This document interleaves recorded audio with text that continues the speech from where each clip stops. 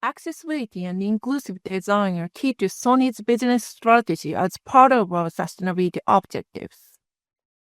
We intend to implement inclusive design that incorporate their perspectives into product commercialization process by fiscal 2025. It means that before market launch, all products and services identify diverse needs and are checked by users with disabilities. It will bring inclusivity into the development process.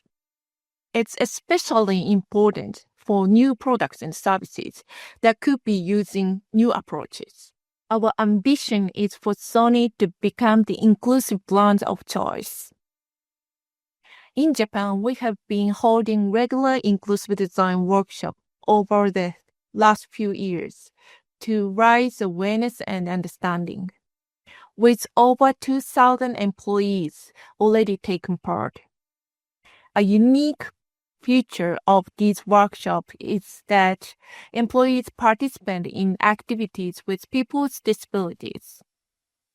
These include navigating around the city and the built environment, conducting observation and dialogues with people with disabilities to understand deeply the challenge they face and to find solutions.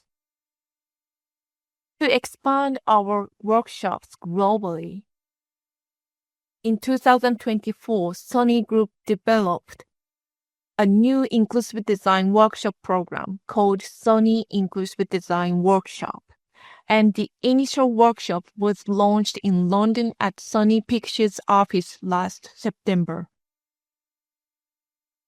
The workshop developed mixed teams of employees from various of Sony's business areas and job functions.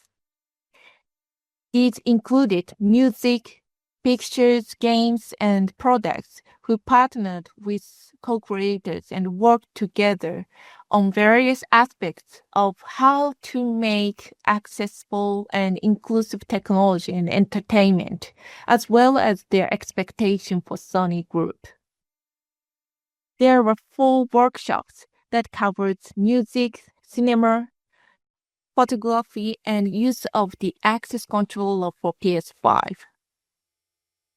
The co-creator in this workshop had disabilities around blindness, low vision, and amputee, and dexterity challenges. Each co-creator brought their own different lived experience to the event, which allows Sony's technologists, designers, and leaders to appreciate inclusivity from a new perspective. The event that invited attendees from across one Sony business groups was a great networking opportunity, which can help us develop the boundary-spanning opportunities that Totoki-san talks about. The new inclusive design workshop approach was very successful.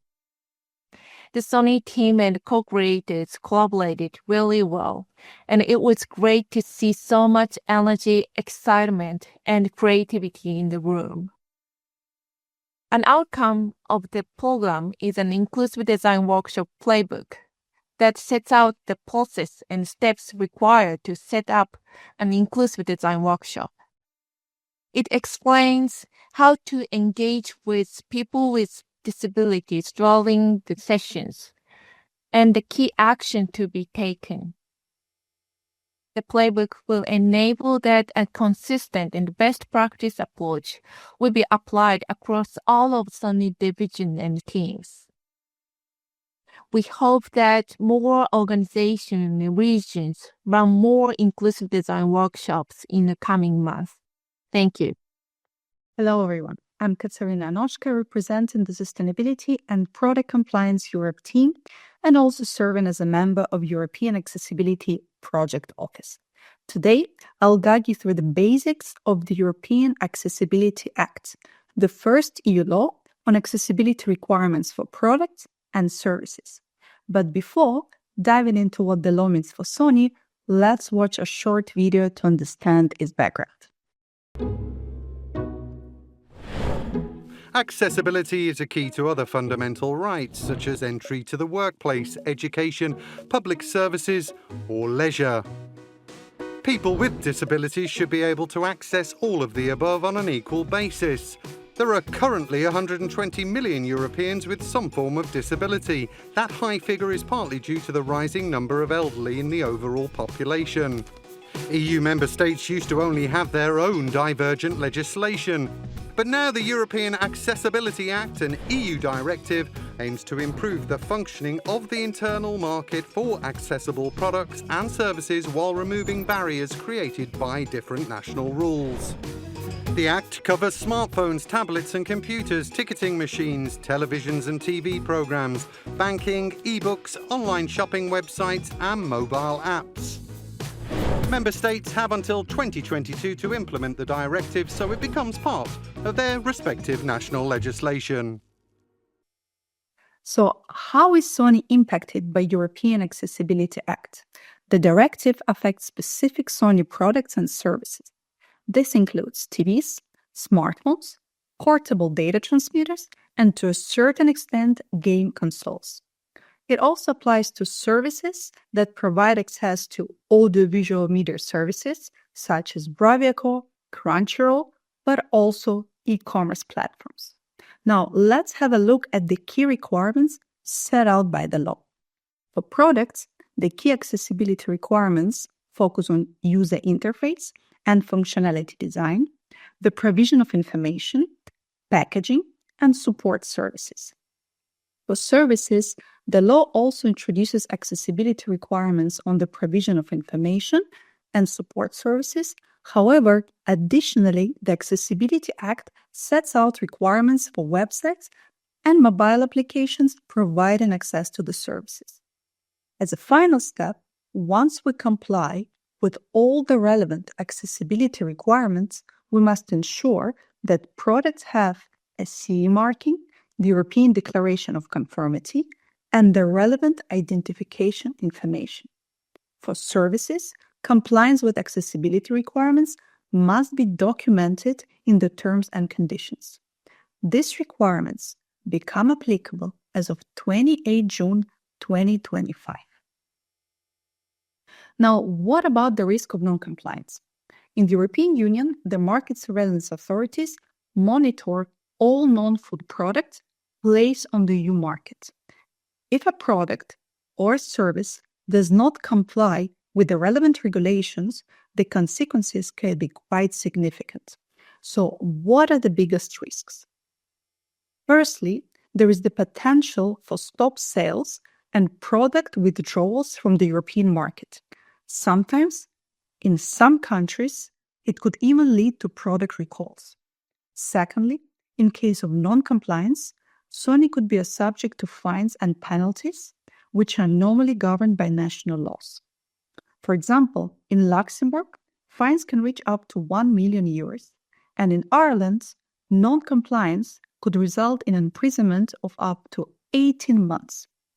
And of course, there is always the threat of severe reputational damage.